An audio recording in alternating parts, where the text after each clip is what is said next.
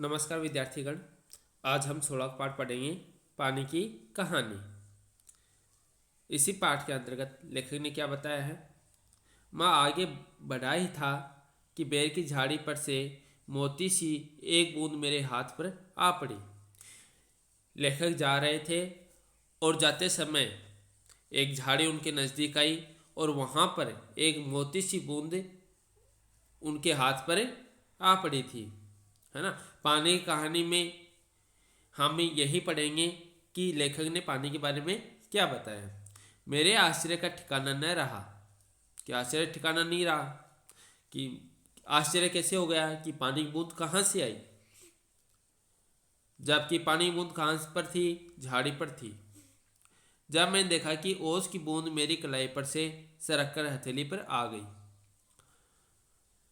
आश्चर्य कब हो गया, जब वही बूंद, ओस की जो बूंद थी, ओस की बूंद कितनी छोटी होती है, कितनी महीन होती है, वही बूंद कलाई पर से सरक कर हथेली पर आ गई थी। यानी वो बूंद जो पहले पड़ी थी वो कहाँ पर पड़ी थी, कलाई पर, और कलाई पर से सरक कर हथेली पर आ गई। तो लेखक आश्चर्यचकित हो गए। मेरी दृष्टि पड़ते ही वह ठहर गई। यानी जैसे उन्होंने अपनी हथेली को देखा, बूंद वहां पर ठहर गई थी। थोड़ी देर में मुझे सितार के तारों की सी झनकार सुनाई देने लगी। सितार के तार की झनकार किस प्रकार की होती है, वैसी आवाज लेखक को यहाँ पर सुनाई दे रही थी। मैंने सोचा कि कोई बजा रहा होगा। लेखक ने क्या सोचा है कि कोई बाजा बजा रहा होगा। सितार की आवाज सुनाई दे रही थी ना, तो सितार कोई बजा रहा होगा। चारों ओर देखा, कोई नहीं। अब सितार की आवाज कहां से आ रही है, कोई नहीं है। फिर अनुभव हुआ कि यह स्वर मेरी हथेली से निकल रहा है। उन्होंने फिर महसूस किया कि इस प्रकार की आवाज, सितार के तारों की आवाज है, वो कहाँ से आ रही है। फिर उन्होंने अनुभव किया कि ये तो मेरे हथेली में से आ रही है। ध्यान से देखने पर मालूम हुआ कि बूंद के दो कण हो गए हैं। बूंद के दो कण हो गए और वे दोनों हिल हिल कर यह स्वर उत्पन्न कर रहे हैं, मानो बोल रहे हों। इतना समझ में आया होगा आपके। इसमें क्या बताया है कि लेखक जा रहे थे, जाते समय वो झाड़ियों के नज़दीक से गुजरे थे। वहाँ पर ओस की एक बूंद उनके कलाई पर लग गई थी या कलाई पर गिर गई थी। अब कलाई पर गिरने पर वह ओस की बूंद उनकी हथेली पर आ गई। यह सब देखकर लेखक आश्चर्यचकित हो गए। फिर उन्हें सितार के तारों की आवाज़ सुनाई देने लग गई। तो उन्होंने इधर उधर देखा तो कोई नहीं दिखा। तो ये आवाज़ कहाँ से आ रही थी। फिर उन्होंने अनुभव किया, अपने हथेली की ओर देखा और अनुभव किया कि सितार की आवाज़ तो इस ओस की बूंद में से आ रही है। और थोड़ी देर बाद में देखते हैं कि ओस की बूंद हैं उसके दो कणे हो गए हैं।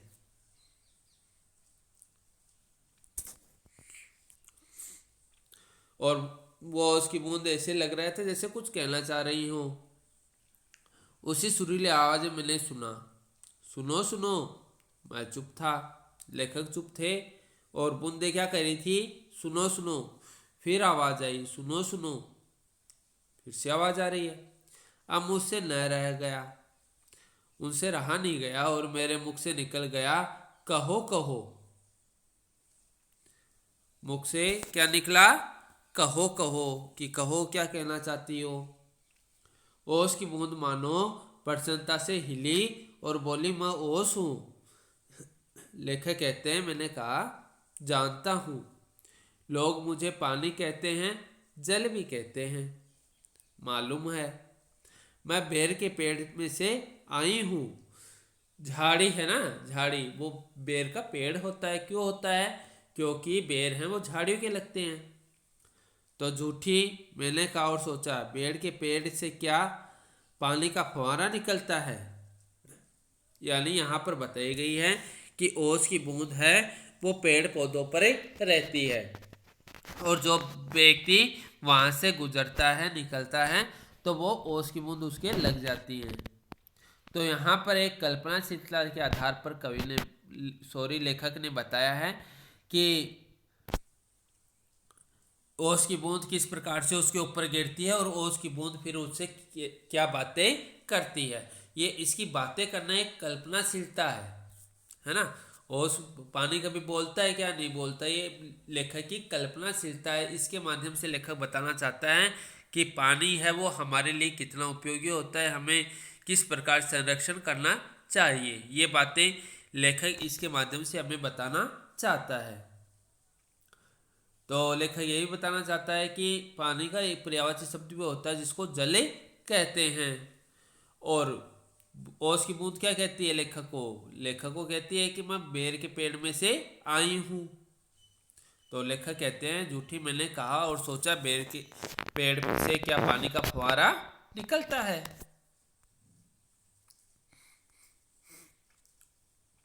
तो बूंद फिर हिली, मानो मेरे अविश्वास से उसे दुख हुआ हो कि विश्वास नहीं हो रहा कि क्या बूंद है वो बेर के पेड़ से आई है।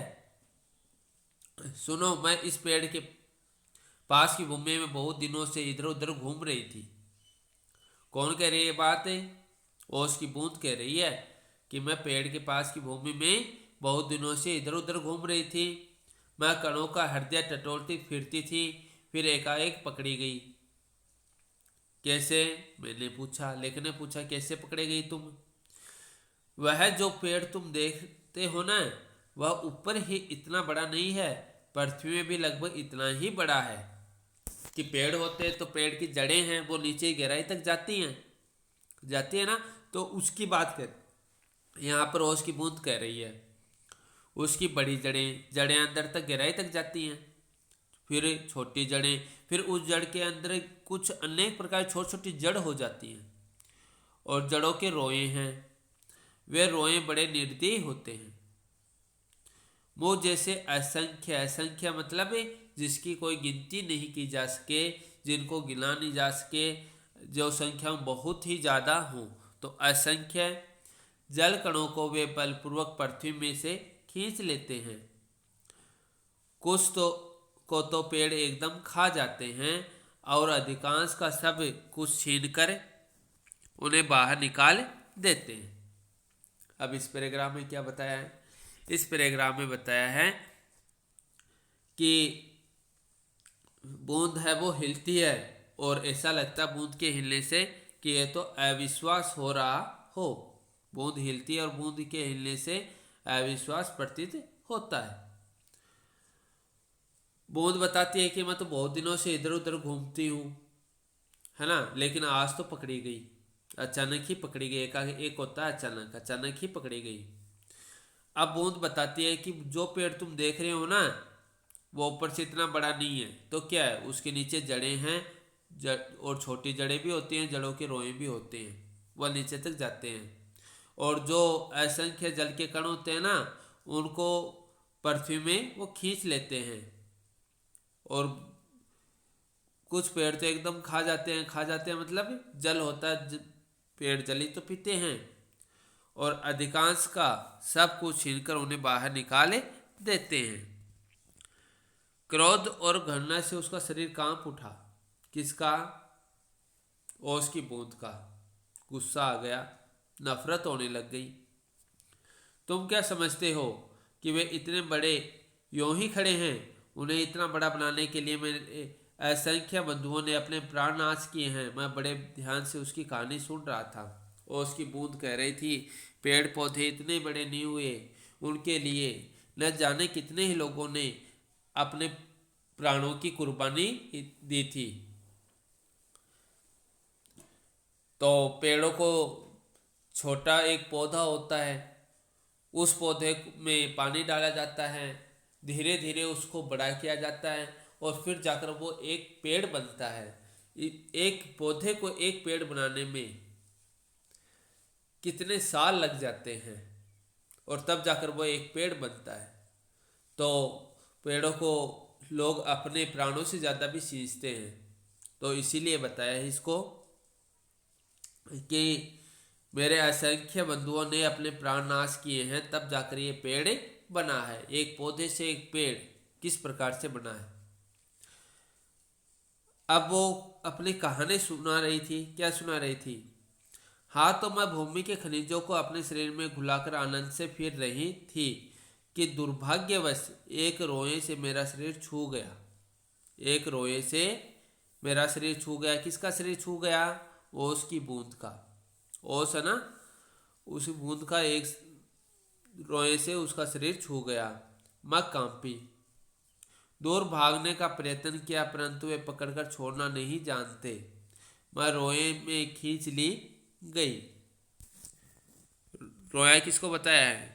जो पेड़ की जो जड़ होती है ना, उन तक पानी पहुंचता, तभी तो वो पेड़ को सिंचना कहते हैं ना। अपन क्या करते हैं, पानी को ऊपर से डाल देते हैं, फिर धीरे धीरे क्या होता है, पेड़ है उस पानी को अपनी ओर सोखने लगता है। मैं एक कोठरी में बंद कर दी गई। थोड़ी देर बाद ऐसा जान पड़ा कि कोई मुझे पीछे से धक्का दे रहा है और कोई मानो हाथ पकड़ आगे को खींच रहा हो। मेरा एक भाई भी वहां लाया गया। उसके लिए स्थान बनाने के कारण मुझे दबाया जा रहा था। आगे एक और बूंद मेरा हाथ पकड़ ऊपर खींच रही थी। मैं उन दोनों के बीच बीच चली। यहाँ पर ओस की बूंद के बारे में, वो अपने बारे में क्या बताती है? एक कोठरी बंद कर दी गई। कोठरी किसको बताया है? जमीन के नीचे जब हम किसी पौधे में पानी डालते हैं तो वो पानी जमीन के नीचे चला जाता है, तो उसको तो बताया है कोठरी बंद कर दी गई। और थोड़ी देर बाद ऐसा जान पड़ा कि कोई मुझे पीछे से धक्का दे रहा है। यानी पीछे से धक्का देने का मतलब क्या है कि उस पानी को जड़ के अंदर जो खुदाई की जाती है ना, उसमें तो उसको बताया है कि उस ऐसा लग रहा था कि कोई धक्का दे रहा है और कोई मानो हाथ पकड़ आगे को खींच रहा हो। उसको ऐसा प्रतीत होता है। किसको? बूंद को, कि कोई मुझे धक्का दे रहा है, कोई मुझे बाहर निकालने की कोशिश कर रहा है, ऐसा उसको प्रतीत हो रहा है। मेरा एक भाई भी वहां लाया गया। अब ओस की बूंद का भाई कैसा होगा? पानी तो होगा, पानी होगा। उसके लिए स्थान बनाने के कारण मुझे दबाया जा रहा था। अब कहने का मतलब है, एक ओर से तो जो पौधा होता है, जो पेड़ होता है, उसकी प्यास मिटती नहीं है, इसलिए पानी तो डाला जाएगा उसमें, है ना। तो पानी डालने के लिए कह रहा है कि उसके लिए स्थान बनाने के कारण मुझे दबाया जा रहा था। आगे एक और बूंद मेरा हाथ पकड़ ऊपर खींच रही थी। मैं उन दोनों के बीच पीछे चली। मैं लगभग 3 दिन तक यह सांस भोगती रही। मैं पत्तों के नन्हे नन्हे छेदों से होकर जैसे तैसे जान बचाकर भागी। यानी ओस की बूंद है। फिर क्या है, जैसे ही ठंडा मौसम होता है तो ओस की बूंद आ जाती है ना। तो वैसे ही वह पत्तों के जो नन्हे नन्हे छेद हैं वहाँ से होकर जान बचाकर भागी। यानी ओस की बूंदें हैं वो पत्तों पर ही जम जाती हैं। पेड़ के जो पत्ते होते हैं ना, उस पर ओस की बूंदें जमने लगती हैं। यानी वो पेड़ जब जीवित हो रहा था, कहने का मतलब पानी डालते हैं तो पेड़ क्या होता है, जीवित ही तो रहता है। हाँ, और ओस की बूंदें उसी पर ही आती हैं। जो हरे भरे पेड़ पौधे होते हैं ना, ओस की बूंदें उसी पर आते हैं। तो ऐसे में वह कह रही है कि मैं उन पत्तों के नन्हे नन्हे छेद है ना, वहाँ पर विद्यमान हो गई थी और वहाँ से जान बचाकर भागी। मैंने सोचा था पत्ते पर पहुँचते ही उड़ जाऊंगी।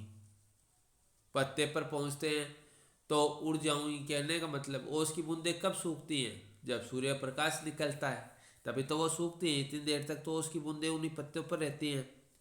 परंतु बाहर निकलने पर ज्ञात हुआ रात होने वाली थी। लेकिन जैसे ही ओस की बूंद आई थी शाम को, तो पता चला रात होने वाली है। सूर्य जो हमें उड़ने की शक्ति देते हैं जा चुके हैं, है ना। ओस की बूंद कब तक रहती हैं? जब तक सूर्य नहीं रहता तब तक ओस की बूंद रहती है। सूर्य जब उसकी धूप हो जाती है तब वो उसकी बूंदें नहीं रहती। तो सूर्य है वो उड़ने की शक्ति दे, वो जा चुके हैं और वायुमंडल में इतने जलकण उड़ रहे हैं कि मेरे लिए वहाँ स्थान नहीं है। तो मैं अपने भाग्य भरोसा कर पत्तों पर ही सुकड़ी पड़ी रही। अभी जब तुम्हें देखा तो जान में जान है और रक्षा पाने के लिए तुम्हारे हाथ पर कूद पड़ी। तो इसमें कहने का तात्पर्य क्या है कि पेड़ होते हैं पेड़ का जीवन जल पर निर्भर रहता है। जल होता है तभी पेड़ पौधे जीवित रह पाते हैं, और जब पेड़ पौधे जीवित रह पाते हैं तो उसी से बरसात होती है। बादल उसी तरफ ज़्यादा जाते हैं जहाँ पर पेड़ पौधे ज़्यादा होते हैं। तो ऐसे में ज़्यादा बरसात कराने के लिए, यानी जल को पर्याप्त मात्रा में रखने के लिए, हमें पेड़ पौधे लगाने चाहिए।